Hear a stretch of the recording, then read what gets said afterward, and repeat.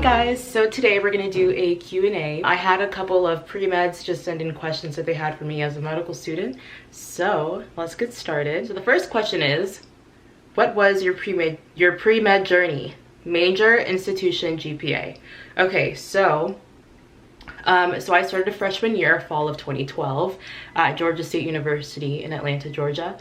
And I then transferred to UGA the spring semester of my sophomore year, so that was like spring 2014. And so at Georgia State I was actually like a biology major, but then when I transferred to UGA I was a biological sciences major, which is basically the same thing, but there were just some classes that like I didn't have to take. So it was kind of like finessing, I'm not gonna lie. It was like if I was a biological science major, then I didn't have to take like calculus or something and some other classes. So yeah, biology at Georgia State, and then when I transferred biological sciences at UGA. Okay, so GPA. So when I left Georgia State after 3 semesters, I had a 4.0, and then when I transferred, it actually went down to like a 3.89 or something like that, because the number to letter transfer was like different. I don't think UGA had an A+, they just had an A. Like there was no such thing as an A+, something like that, versus like Georgia State did. So my GPA was a little bit lower, so that sucked. But then I ended undergrad with a 3.65. that was my overall GPA. And my science GPA, I want to say, was a 3.4. That might be a lie. I honestly don't remember what my science GPA was, but I just remember that my overall GPA was a 3.65. So second question, how did your studying style change from undergrad to med school? Oof. Also best ways to study. Okay, so in undergrad, the way that I studied was basically the night before. Like, I'm not gonna lie, I was super procrastinator. Like, it just worked for me, so I didn't really worry about tests until the night before. Basically just like reading the text pages, like reading it out loud, because I was an auditory learner and that was just how I learned best. So that always worked for me. So that's just how I studied until that was like, I want to say that was more so Georgia State. When I transferred to UGA, I had so much trouble, I think, just transferring, getting used to the new system, new campus, finding friends. It was a lot, excuse me. So I wasn't doing as well as I was doing at Georgia State, which really like bummed me out, because I thought, you know, I had everything together. Like, I knew how to study, I knew how to do everything, like, you know, I was rocking it out. But yeah, UGA definitely humbled me. So I have to figure out like a different way to study. I honestly feel like undergrad is a huge blur. Like, it went by so fast, and I just remember studying like all the time. I think what I changed from Georgia State to UGA is obviously not studying the night before anymore. Studying maybe like 3 days before instead of the night before. I guess it worked out a little bit. I think I became a little bit more focused, trying to get things together. But again, it's like a huge blur. I hardly even remember anything at this point, to be honest. But as far as like undergrad to med school, I want to say that repetition is like the key to life in med school. Like, the more times you look at a lecture, the more times you've seen it, the more you're gonna know, the more that you're gonna remember. It's all about repetition. And obviously in med school, you can't study the night before an exam, because you will fail 110% fail.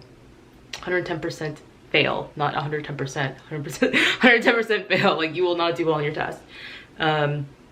So obviously, like, don't study the night before in med school for anything ever. Definitely what I did, like, especially I guess like first term was so difficult that I was just all over the place. I took 3 years before I started school, and so just getting back into the swing of things was really tough.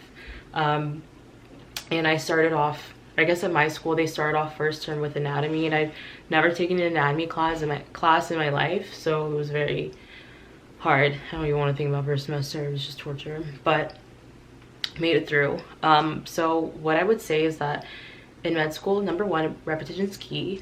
Number two, after you're done with lecture that day, if you do have lecture at your school, or even if you don't and they post it online, is to watch the lecture the first time, just like listening to the professor or your teacher or whatever, just listening to them and like going through your slides with them.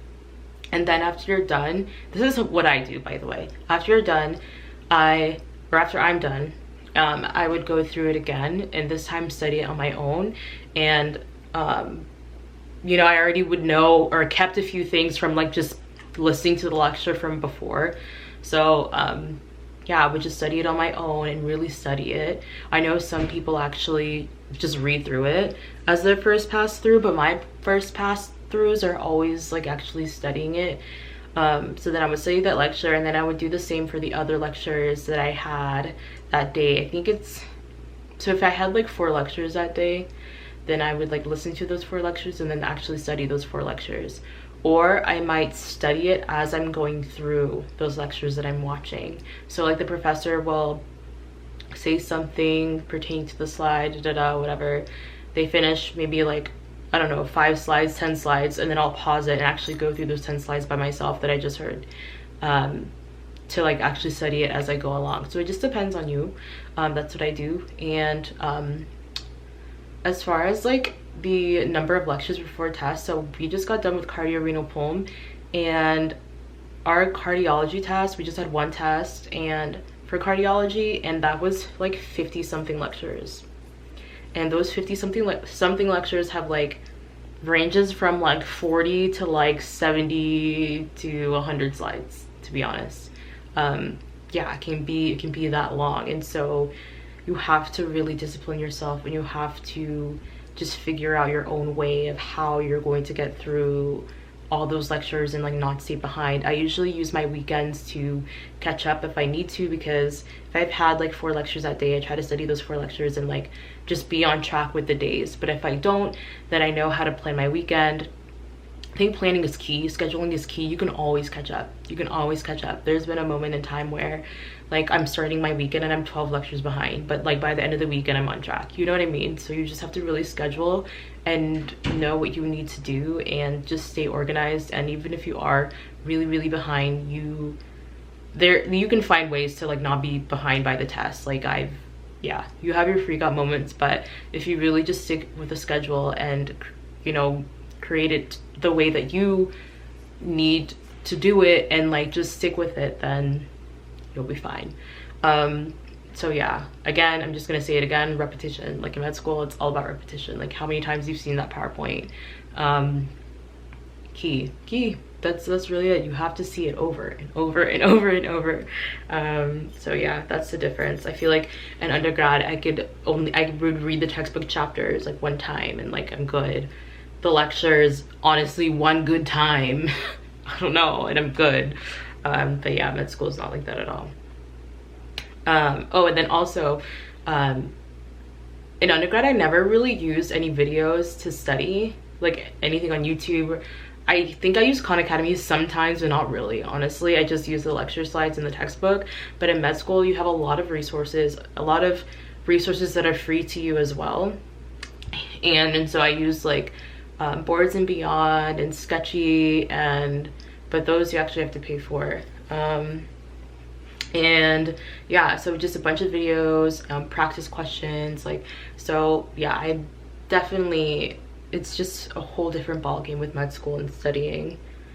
I hope that answered the question properly. I feel like I was really messy with that, but okay. So knowing what you know now, is there anything that you'd change? So knowing what I know now, is there anything that I would change?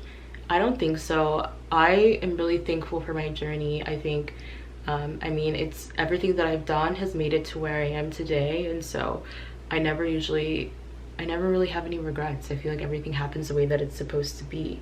So I wouldn't change anything. I think if anything, I wish that I just had more faith and confidence in myself, like first term. I mean, it just really gets you down when you feel like you're not getting it, and like, you know, you're halfway through the term and you're just like, oh my gosh, like what is going on? I still don't know what I'm doing. But I think I should have like, yeah, just had a better attitude and like more faith, and I don't know, like I'm fine. I've made it through the end of my first year, and yeah, I think that'd be the only thing that I'd change, just to be more confident. Okay, so the next question is, why did you want to be a doctor? Okay, so this is like the interview question, right? But in short, I want to say that what really, I guess, gave me like my reason and my why and my push was when I visited Ghana for the first time, and I just saw how things were run as far as like healthcare and like the lack of access to proper healthcare, and actually witnessing that really gave me like my push. I was just like, no, like I have to do something. Like I felt called to do something, and I knew that, you know, it was within healthcare.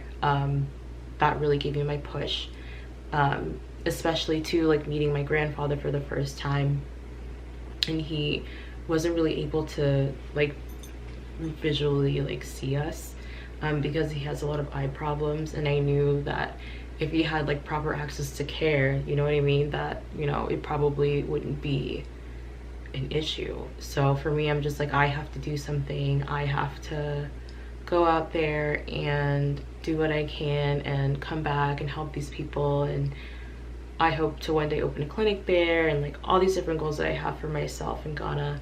And so I visited for the first time, and then that following year I interned at a military hospital there, and because after that I was like, I want to see how things are done like at the hospital, like what they do as far as treating their patients and things like that. And so I was able to go on rounds with the medical students and the residents and stuff. It's such an eye-opener, but it was such a rewarding experience because I knew the things that I was seeing I would never see in the States, like I would never see here. And so for me, I was just like, wow, like, I mean, I'll never forget that experience, and I feel really blessed to have that to be like a calling for me, you know. Can't wait for the day that I'm able to actually do that and fulfill my dream of doing that and also help others. So that's like my short, well, that was kind of long, but that is my why did you want to be a doctor answer. Okay, so how costly was the interview process? So I think this question's kind of asking how costly was like the application process. So basically you have a primary app and your secondary app.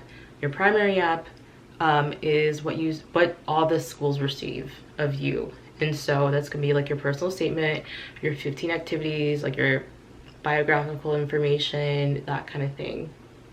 So all the schools get that, and if they like what they see from you, then they're gonna send you a secondary, which is like tailored to their school. So it'll be like, why do you want to go to this school, and like other questions that they want to know. Basically like get to know you a little bit more. And so sometimes you don't get a secondary application after you've turned in your primary from the school, which means that they like weren't interested in seeing more of you. But I think the primary app was like 65 per school. I might be wrong. At least when I applied in 2018, it might have gone up. I'm not sure. And then secondary app, it ranges. Like I remember I had one school, like their secondary app was $100, and then another school, their secondary app was $35. So yeah, it all kind of adds up, and I applied to 12 schools. So however much, you can do the math on that one, 12 times 65. And yeah, and then I think I got like 11 secondaries back, and this is like for the MD, because I did MD and DO. I applied to MD schools and DO schools. I think I only applied to like 3 DO schools and 12 MD. So I don't remember the DO application, how much each one was. Don't remember at all, but yeah, that's generally how it is. If I were applying now, I'd probably apply to 20, I'm not gonna lie. You're spending a ton of money on the application process. a lot. And then as far as going for interviews, I only had one interview that was out of state, and that was in Michigan. So they don't provide, like, they don't give you housing or anything. I think some schools might connect you with like a student at that school where you can like stay with them, or you're kind of just on your own. So I was like on my own, but yeah, I had to pay for my flight. And my cousin, who graduated from med school residency and everything, she had a friend that was still in Michigan that she went to school with, and so I stayed with her. And then the interviews that I had in state, yeah, again, I had to cover like my own costs for hotel and like things like that. Okay, so the last question, favorite question. All right, dating in med school. Oh gosh. All right, so dating in med school is really hard. Like, especially I feel like first semester, like don't be out here looking for bae first term, because like first term you're just trying to figure out how to do life in school. You're trying to figure out everything, like how to just survive and like be alive, honestly. Like that's your goal first term, is like, how do I do med school, how do I figure out everything? So I don't recommend dating first term if you like are single. As far as those who come into med school like in relationships, as far as what I've seen, not even at like my school, but talking to different people and like their experiences as well, is that med school is such a shift and your relationship that like a lot of them don't make it because of how time consuming med school is. And like you just really don't have time, like you just really don't have time. And I say that the person that you're dating has to be super understanding, or they also have to be super busy too, because yeah, you're just not gonna have time. Like you can't go home on the weekends and like hang out and like go to dinner and stuff like that. Like you just can't do it. You don't have time. Like even if you try to schedule time, it's not gonna be like how it was before you started school.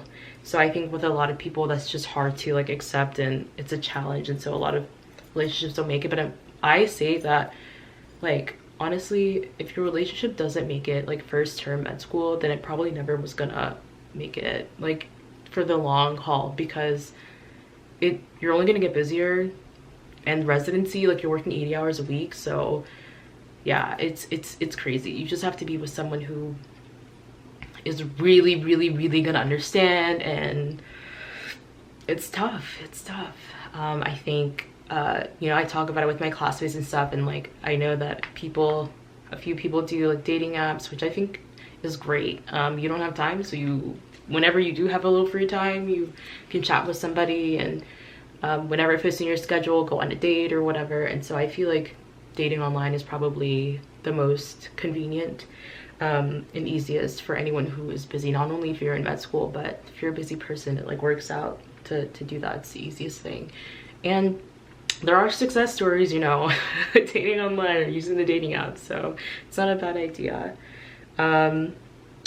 So yeah, that's the last question.